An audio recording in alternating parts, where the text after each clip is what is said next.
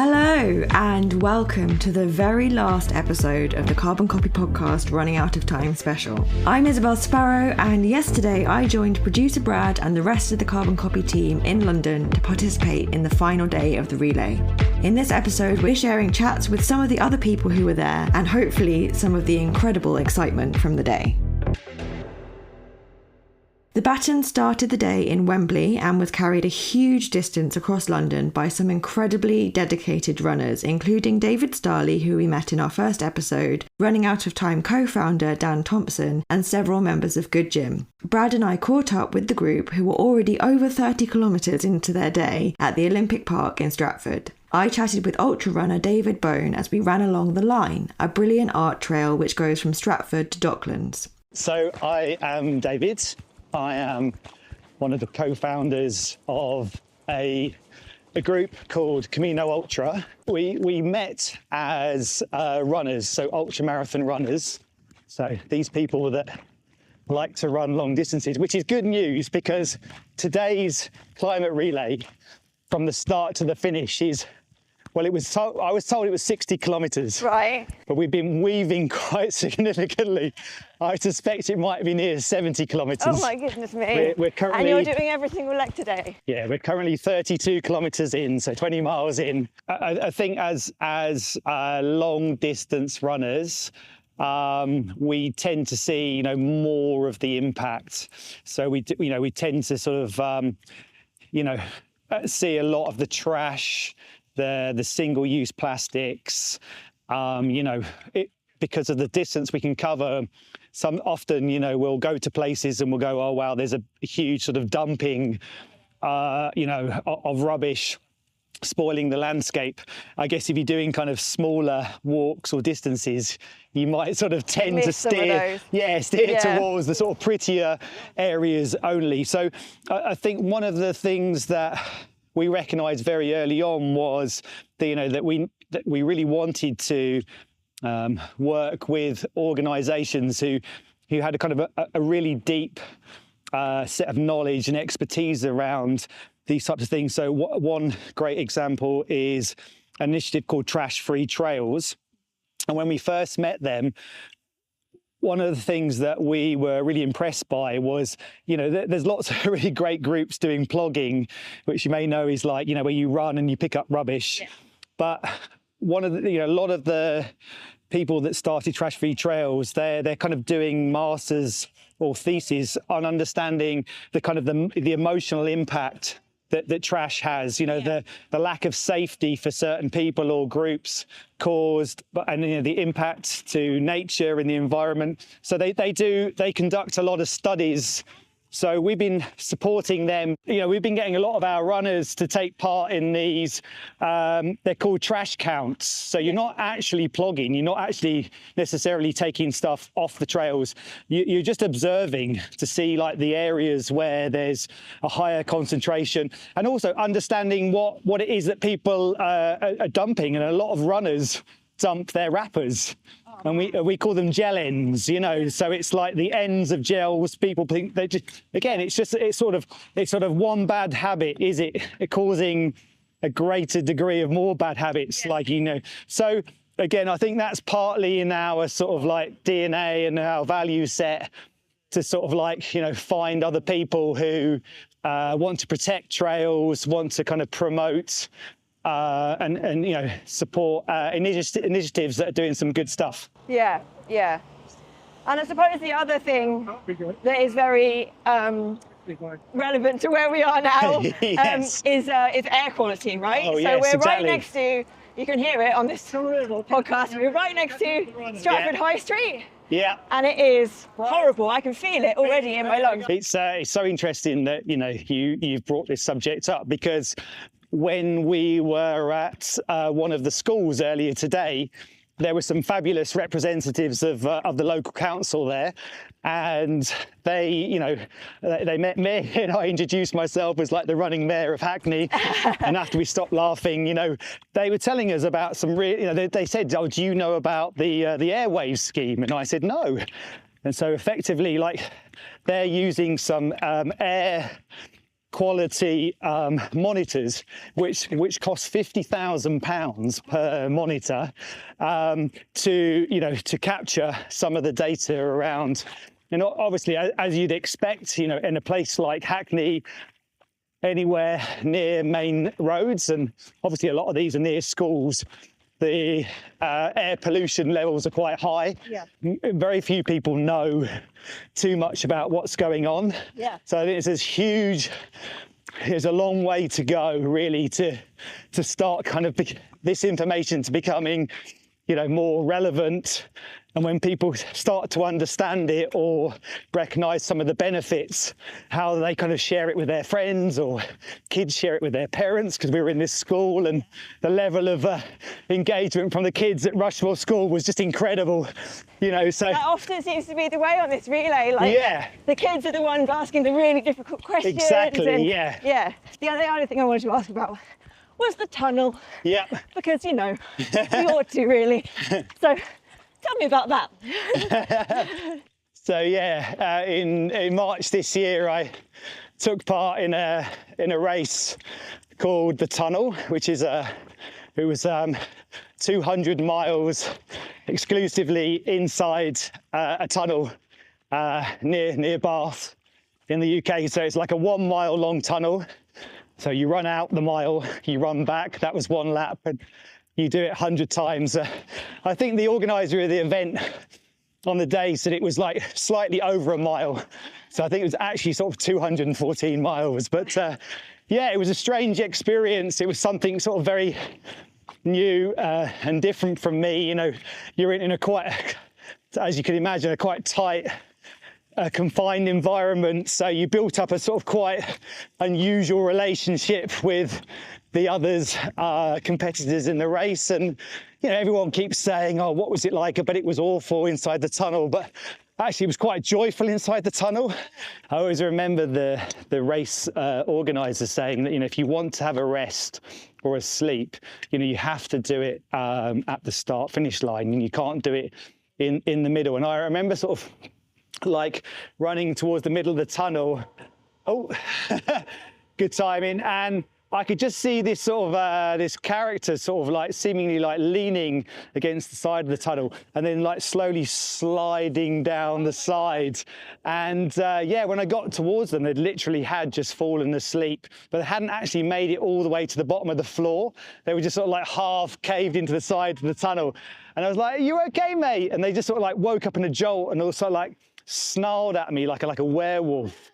Scared the living daylights at me, and I thought, all right, I'm not good. That happened a few times again, but I left them to it after that. Yeah. Just leave them in the side of the tunnel. Yeah. Did you go to sleep? Did you have a sleep at any point? Oh yeah, exactly. Yeah. There were a couple of times where utterly exhausted, and you kind of you thought you were going to sort of lie down and sleep forever, but the body just won't let you do it. It's kind of like, I think it just wants to kind of get the event over and done with. So I kind of got probably 10, 15 minutes over the course of 43 hours. Yeah. Yeah, that's intense. Like doing that to make you want to go run in a field with some flowers. Oh, exactly. Yeah. That's why we're here today, aren't we? It's the antidote. We finished the leg at Cody Dock and the runners headed off to events at Newham Council and the University of East London. I recorded this conversation with Jacob from Newham Council a few weeks ago. So my name is Jacob Heitland. I'm Director of Climate Action at Newham Council in London. We're a relatively new department, only set up February of 2023, responsible really for, I think, building the capacity of the council and of the borough and of London to really be working on the interconnected crises that the climate emergency presents, especially at a local level in an urban environment such as Newham, such as London. This is really looking at, of course, decarbonisation to hit our net zero targets, but at the same time, we must be looking at the resilience of the climate issues that are already present, extreme heat, flooding, etc., and compounding that through the lens of equity, which we already have extreme inequity in this country, which has been worsening in recent years.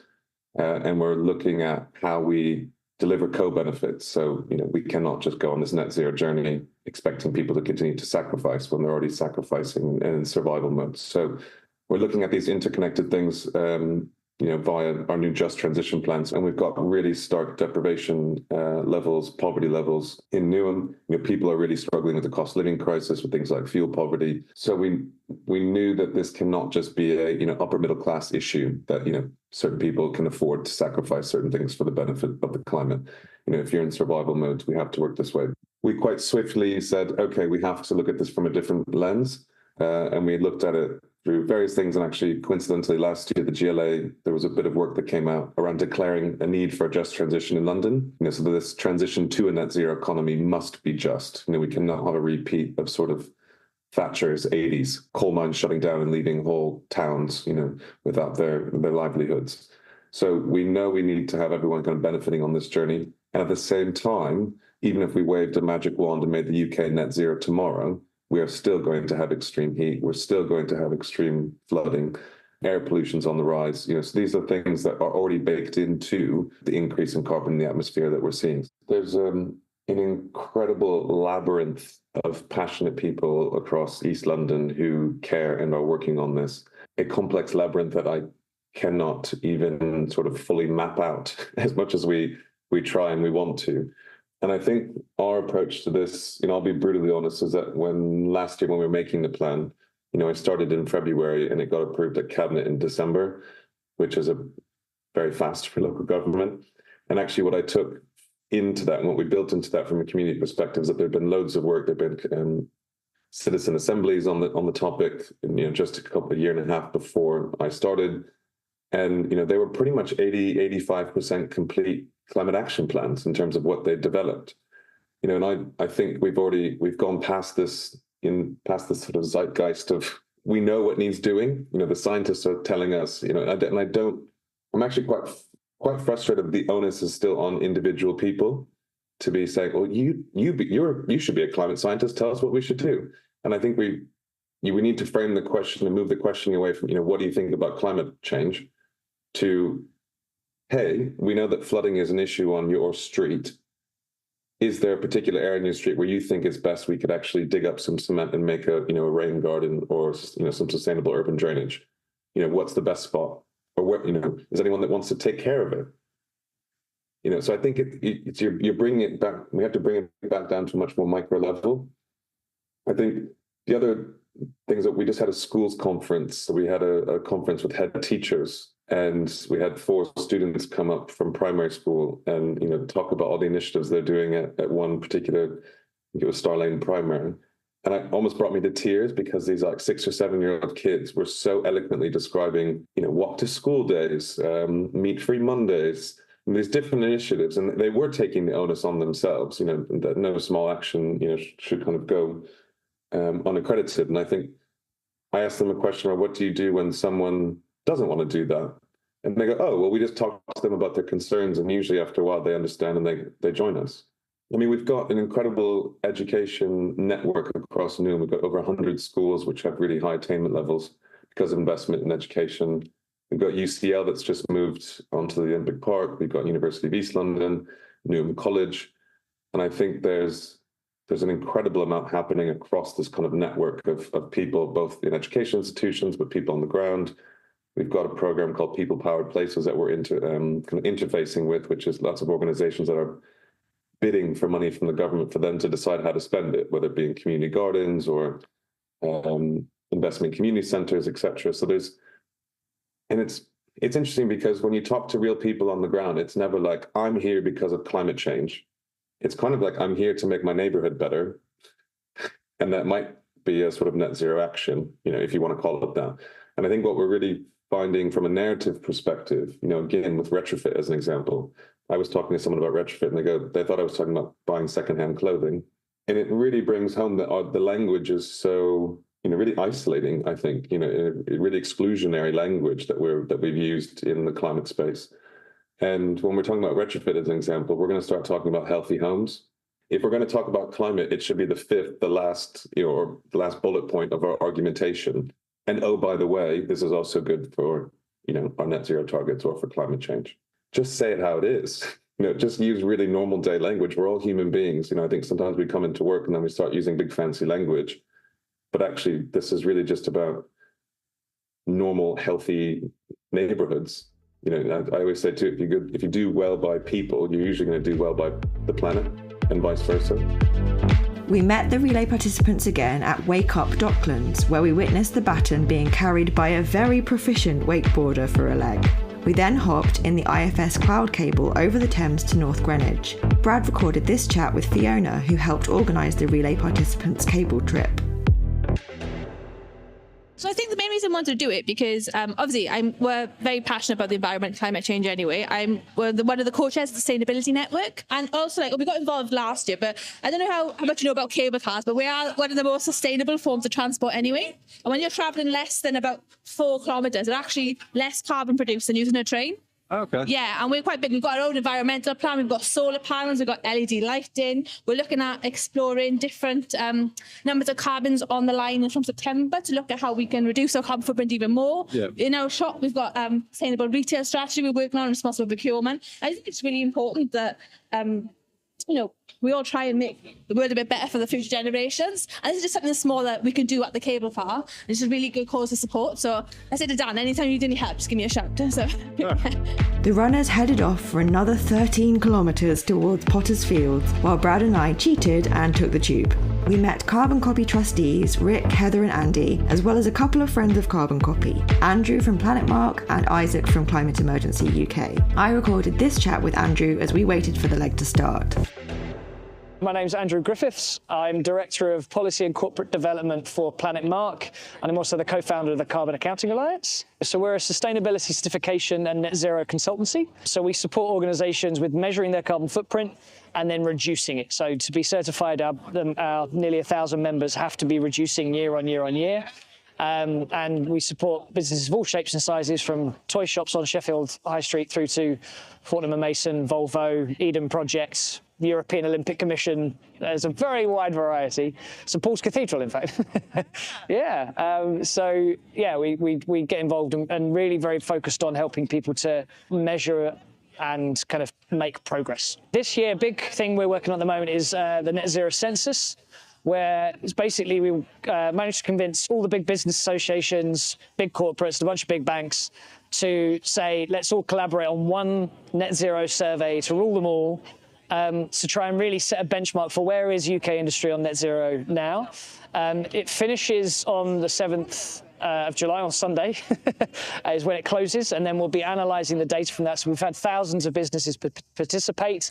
So we're gathering a really sort of good, strong data set that can be a benchmark for where are we, how many businesses have set net zero targets, how many have measured their carbon footprint, what actions have they taken, what opportunities do they see, barriers are they facing, and what support do they need? So that report will be coming out in about mid-September, and hopefully it will be a kind of insightful thing that can help inform whoever the new government may be. Listeners, you will already know by this point. I think we already know by this point, but whoever the new government may be, sort of help inform them on what sort of support businesses, particularly small and medium-sized businesses, actually need to decarbonise and progress on their journey. Yeah, and the people who took part in that census, or are still taking part in that census, they are not necessarily businesses that you had already engaged with through like PlanetMark. So they won't necessarily be people who are even thinking about this stuff. It's just a general call out to everyone. No, it's a huge collaborative initiative, because we had to reach out if we just reached out into the PlanetMark community, they're all already doing something.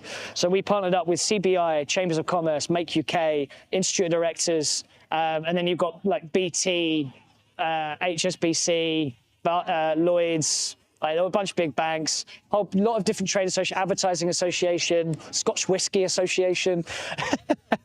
So we really tried to get out into all markets and gather the best possible kind of data set to be as representative as possible. There's a lot of actions that businesses are taking, particularly some of the low-hanging fruit around switching to renewable energy, around looking for energy efficiency measures, all sorts of things like that, where quite practical, tangible things. I think one of the key things that's probably less in there is there's, businesses aren't necessarily all measuring all the things that they want to or could be doing to really understand the impacts they're having through some of these initiatives. And we see that quite a lot, where businesses will be rightly taking action. They should wait to take action, but they quite often sort of say, oh, I sort of wish I'd measured my carbon footprint before I put the solar panels on the roof, or before I switched to renewable energy, because then my baseline progress would have been kind of demonstrated much more clearly. As we started to make our way towards Westminster, I chatted to Isaac about his work with Climate Emergency UK. So my name is Isaac Beevor. I'm the Partnerships Director at Climate Emergency UK. So Climate Emergency UK have been going for about 5 years, and in that time we've been tracking and assessing councils' climate action across the UK. So we started off, as the name suggests, by creating a big map of all the climate emergency declarations from councils and collating all the declarations and publishing a model motion.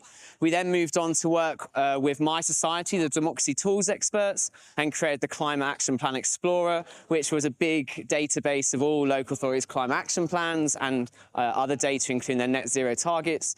And then we moved on to what we're known for, which is the council climate scorecards. We released the plan scorecards, which was the first assessment of councils' climate action plans.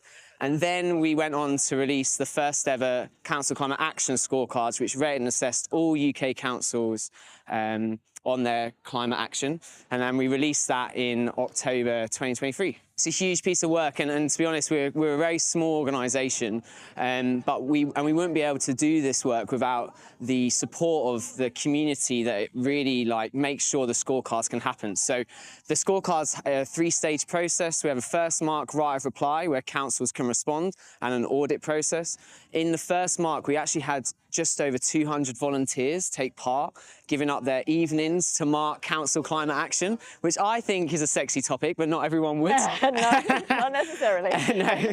And we think that equated to about 5,000 volunteer hours over a 2-month period, which is just an insane amount of time of people giving up the time to mark and assess and council climate action. But it also shows how interested people are in what their councils are doing to reduce emissions and tackle the climate and ecological emergency. We then moved on and we have the councils when they get involved in the right of reply, and we actually had 74% of UK councils actually respond in the right of reply, which is when they can provide any information or challenge any of the mark scoring given in the first mark. And then this is the crazy bit. We actually have people that from the first mark that come back to volunteer again in the audit process. So they've already been volunteers with us in the first mark. They then come back again to do the audit, where they basically award the final marks based on the first mark and the right of reply from the council. And so it took us from January right up until that marking process, up until August so most of 2023. And then we go into the launch period where we're preparing all the data and working out what's the data show us, what are the trends, where are councils performing well, where aren't they performing well, and what can we talk about basically. We are going to do it again. We're just in the process of recruiting volunteers. So if you are interested in volunteering in the scorecards, then please please go to the Climate Emergency UK website. We'll put a link in the show notes. We'll make sure that people know about how to go there. Yeah, absolutely. What sort of skills, what sort of background does someone need to be a good volunteer for this? Well, just someone who's interested in research, really. Someone who's interested in just going through council's website to find out what their climate action. But to be honest, it's the enthusiasm. Just someone who wants to be involved and wants to take part and wants to see what councils are doing. You don't need to be an expert in local climate policy. You don't need to be involved in a community group or a climate action group. Some of our volunteers are. A lot of our volunteers aren't, which is also great. We provide training, we provide resources for people. So if you have little experience, no experience, or loads of experience, we're open to you volunteering with us. Once we finished chatting, I decided to actually run the last bit of the leg and was overtaken by pretty much everyone, even those who'd already done 60 kilometres that day. But it was wonderful to see so many familiar faces and see such a lot of people running for climate and nature. We arrived in Parliament Square around 8 p.m. and there was applause and cheering and a lot of excitement. The atmosphere was amazing and joyful, with around 100 people gathered in front of Big Ben to hear the message in the baton, which was read by a young person named Ella. At exactly 8:30 p.m, the group was photographed with Big Ben in the background to symbolise the importance of cutting emissions by 2030. And then it was all over. We caught some final chats with the relay crew and with co-founders Dan and Jamie before heading for a celebratory drink with some of the participants. So, Rohan, Harry, Roisin, how are you all feeling? can't believe it's all over, but it's been an incredible experience. And there's lots of old faces here, a lot of new ones as well. So it's just really great to see so many people that have gathered for the finale. What's it going to be like going back to normal life in a couple of days' time? Like, what happens next? I've no idea. I think I'm going to stay in bed for all of tomorrow, and then, yeah, that's it for the next few weeks, I think. Kind of looking forward to having my own bed and normal hours and that sort of stuff. But no, I think sad as well because we won't be meeting new faces going to schools anymore. The kids have been like an absolute highlight. Yeah, so a weird mixture of like breathing and relaxing, but also, yeah, like sad it's all gone. And Rohan, how about you? Like, what's the main feeling you're feeling at the moment, apart from exhausted?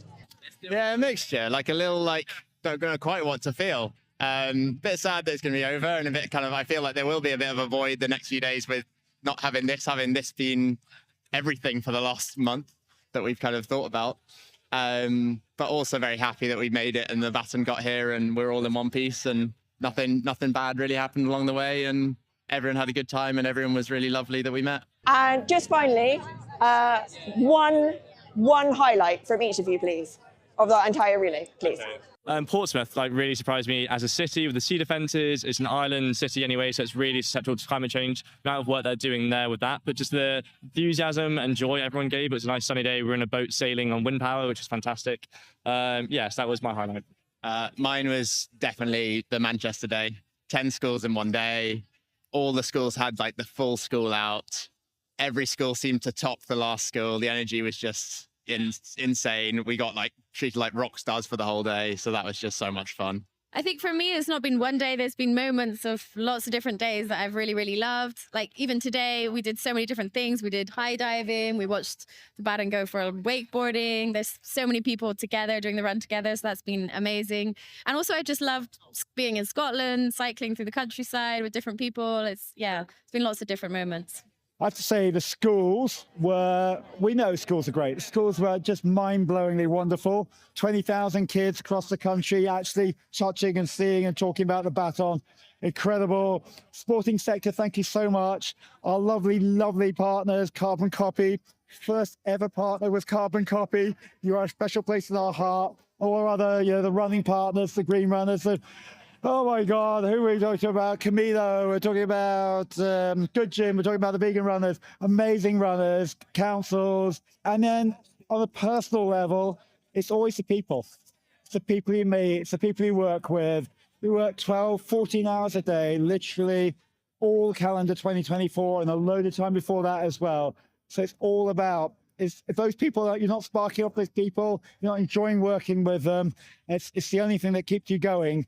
So that will always be for me the highlight, just everyone I've worked with. I think the bit that always stands out to me is because when we organise this, it's we're sat behind computers and we're kind of plotting away and looking at things on Street View and planning which schools to go to, and then when we turn up at places and people have embraced the relay and created their own posters and their own banners and their own placards, and the children have been doing assemblies in the build-up and really bought into the whole sort of concept of the event. It's really special because you realise it's gone kind of beyond just a running event. It's become something a little bit bigger than that. So we're really grateful to everyone kind of taking it on, really. I'm not going to lie, I'm feeling pretty exhausted today, but my gosh, what an incredible event. Now, the climate relay has ended for this year, but the message in the baton, now directed at the new Labour government, still holds true. We are calling for commitment to cutting emissions, restoring nature, and helping those most affected by climate change. We are united for people, climate, and nature, and we're running out of time. Thank you so much for coming with us on this journey with the Climate Relay this year. We are hugely grateful to every single person we've talked to, and to the relay organisers for trusting us to support this extraordinary event. If you've enjoyed this series of the Carbon Copy podcast, do go back and check out our other episodes, and please subscribe to hear more as soon as they land. We are taking a break now, but should be back with a new series in the autumn. The Carbon Copy podcast is written and presented by me, Isabel Sparrow. Our producer and editor is Bradley Ingham. Until next time, goodbye.